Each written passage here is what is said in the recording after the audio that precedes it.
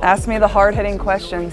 This week on 60 Minutes, we reported on the WNBA, and we interviewed Caitlin Clark. Caitlin Clark eventually broke her silence over her new deal in Europe in a shocking surprise that rocked the... For the Indiana Fever, she's ushered in a new wave of WNBA fans. TV ratings and attendance have skyrocketed. Finds Clark from the logo.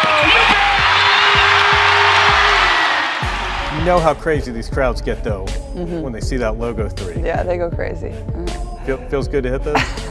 Occasionally, it's not too bad. So how, seriously though, so you got the ball in your hand, Yeah. You're crossing midcourt. What's the decision making? Pass, pull up, how does that? Following days of circulating rumors and intense speculation, the WNBA's Rookie of the Year took to Instagram to announce her decision for the upcoming season, leaving fans and sports analysts giddy with anticipation before her big reveal. Following the devastating playoff loss of the Indiana Fever to the Connecticut Sun, Caitlin Clark's social media pages remained silent, leaving fans and analysts wondering if she would return, if her incredible rookie season was just the beginning, or if she would take her incredible talent elsewhere. After that, usually if somebody picks me up, but if not, you just gotta launch it and hope for the best, you know? Hope it goes in, you let it fly. That's what people love, so you gotta give them what they want. Clark broke down the mechanics and biomechanics behind that signature shot. There we go, okay. It's the same motion, basically, right? But you're just using more legs? Yeah, I mean, I'm like I'm not, people probably wouldn't consider me very big to play in the WNBA. Like, I'm not quite 6 foot, like, not the strongest. So I think just, you know, having good balance is definitely the most important thing. I think a lot of really good shooters would probably tell you the same thing. But yeah, using your legs, like, it can't be all upper body, it's gotta be your legs, so. The Indiana Fever star broke her silence a few days ago with an emotional Instagram post that reflected on her inaugural season. Her comments were full of appreciation, sending shockwaves around the WNBA. Each day added to the intrigue. Caitlin Clark, last night, finished up one of the most remarkable years of basketball playing up in quite some time.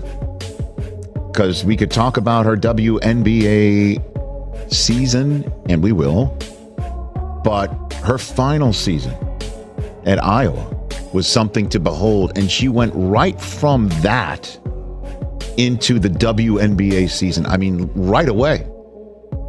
As soon as her college season ended, just days later, she was drafted by the Indiana Fever.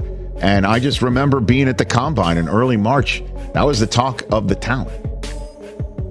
In addition to what we were seeing out of the Pacers and the Combine being there, it's like Caitlin Clark's coming here, the Big Ten. Make sure to stay tuned as we analyze what Caitlin's Ishin means for the Indiana Fever and the WNBA.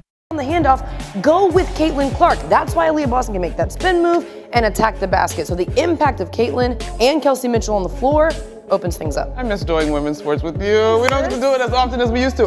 So here's the thing. Caitlin Clark is going to be fine. Yeah. Okay, there's 2 things that stand out to me. She just played this team, right? And so she understands the athleticism, the footwork, the speed of Dejanay Carrington. And she's just in her 4th WNBA game as a professional athlete. Even as a rookie, she's been guarded by the best players so far. She's still drawing double teams, and I thought Indiana did a better job of playing fast. I thought in her first few games, too much pound on the rock. This is not Iowa Part B varsity version. This is WNBA basketball. She's moving faster. Her teammates are doing a better job of finding her. She's getting looks off the move where she doesn't have to work as hard. And so it's only up from here. This was a great sign. Her most efficient night, turnovers were down. Let me just say this too, because we're talking about the Indiana Fever and we have the Pacers that are playing in the Eastern Conference Finals, right? Her Instagram post was just the beginning of a season that fundamentally changed what it meant to be a rookie in the WNBA. IT told the tale of a player who completely surpassed expectations and revolutionized basketball, leaving everyone in awe. Swept by the Connecticut Sun last night. They showed a montage of her year. And they showed a montage of her year when she passed Pistol Pete Maravich. She owns the record for most points scored men's and women's Division I. And she set every record you possibly can set for Iowa. See you all in year 2, Clark wrote in her post, thanking everyone who helped her realize her childhood dream. Clark also confirmed what many fans and analysts had been hoping for since her team's playoff exit, that she wasn't going anywhere. This is a dream come true. Like, these are the moments you dream of.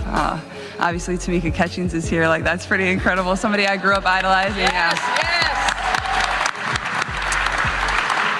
But like I said, after I got drafted, like, I can't think of a better place for myself to start my career. A place that loves basketball, supports women's basketball, and an organization that really does things the right way, has championship pedigree. So I'm just very thankful that they have a belief in me. And obviously my parents are here today. My 2 brothers aren't here. My little brother had to go back to school. He actually missed his flight out of New York City after the draft. So I think he did it on purpose, but thankful for them, and, you know, couldn't be happier to be here. So thank all of you for coming, and I can't wait to get started. In her debut season, Caitlin Clark broke an incredible 62 records, demonstrating her legendary influence on the game and solidifying her position as a force of nature in basketball.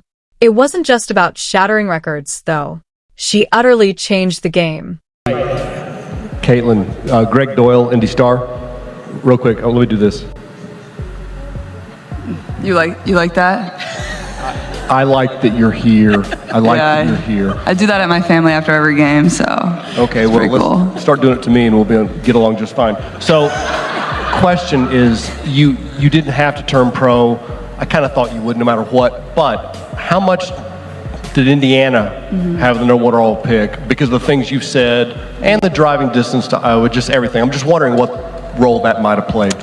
Yeah, it definitely played a huge role, and I actually played at the exact same time as the draft lottery on the night it happened. I'm not sure exactly who we were playing, but I was hoping that Indiana got the first pick. It would have made my life a lot better. So when I saw that, I was pretty excited. And, you know, obviously that's not every single reason of, you know, why I wanted to leave. Let's examine the figure she posted that left statisticians and analysts frantically trying to find the best way to describe it.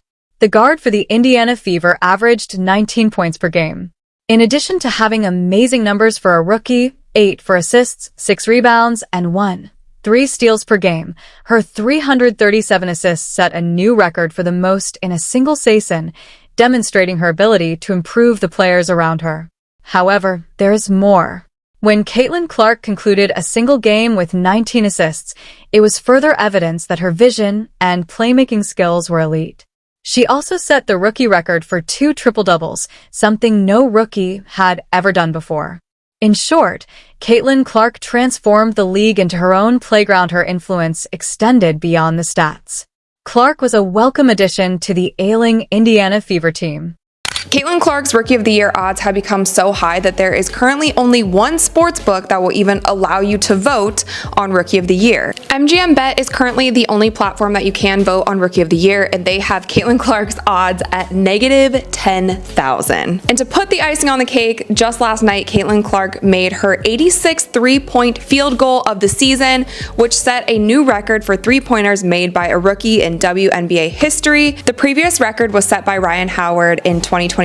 Under her direction, the team shot to a 20-20 league record, its first 20-win season since 2015. And more significantly, the Fever made their first postseason participation in 8 years. Caitlin Clark has given the Fever supporters new optimism. The WNBA record for threes in a season is currently held by Sabrina, and that number is 128 threes. So with the Fever having 9 more regular season games left, and I'm not sure if this is just like a regular season record or includes playoffs, but Caitlin Clark would have to average a little over 4 three-pointers in a game in order to break this record. It's doable, and especially if their team goes into the playoffs. But not only with this three-point record, with her assist record, with her triple-double record, and just the impact that Caitlin Clark has had on the WNBA and on the Fever team this season, there has still been some debate on who will become Rookie of the Year. We talked about Angel Reese a couple videos ago and how she is holding her own on the rebounding side, and she is shattering records, both WNBA and NBA records, with the amount of rebounds that she grabs per game. But if you look at these two players in their totality, it really is a no-brainer as who deserves Rookie of the Year this season. Her captivating on-court presence not only helped the Indiana Fever win games, but also won over fans, causing attendance to soar and merchandising sales to soar. Suddenly, the team became a must-watch on television. Clark, 24, 10, and 10, her second career triple-double. What stood out to you about the way she got this triple-double in your eyes? For me, what I liked from Clark and quite honestly the Indiana Fever team is that even though they entered halftime with 11 turnovers, they were able to get that composure back, and they actually turned over Los Angeles, the Sparks, more turnovers than they had. So I love the composure that we're seeing. I love that this is a team that's still growing, and I think they're starting to figure out who their players are, who their go-to players are. Even when you have an Odyssey Sims that drops 20 points for a Sparks team that, has been struggling this season, Indiana found a way to win. They found their composure throughout this game, and I think that bodes. Her captivating on-court presence not only helped the Indiana Fever win games, but also won over fans, causing attendance to soar and merchandising sales to soar. Suddenly, the team became a must-watch on television. Let's examine the figure she posted that left statisticians and analysts frantically trying to find the best way to describe it. The guard for the Indiana Fever averaged 19 points per game. In addition to having amazing numbers for a rookie, 8 for assists, 6 rebounds, and 3 steals per game, her 337 assists set a new record for the most in a single season, demonstrating her ability to improve the players around her. However, there is more. When Caitlin Clark concluded a single game with 19 assists, it was further evidence that her vision and playmaking skills were elite. She also set the rookie record for 2 triple-doubles, something no rookie had ever done before. In short, Caitlin Clark transformed the league into her own playground. Her influence extended beyond the stats. Clark was a welcome addition to the ailing Indiana Fever team. Caitlin Clark eventually broke her silence over her new deal in Europe and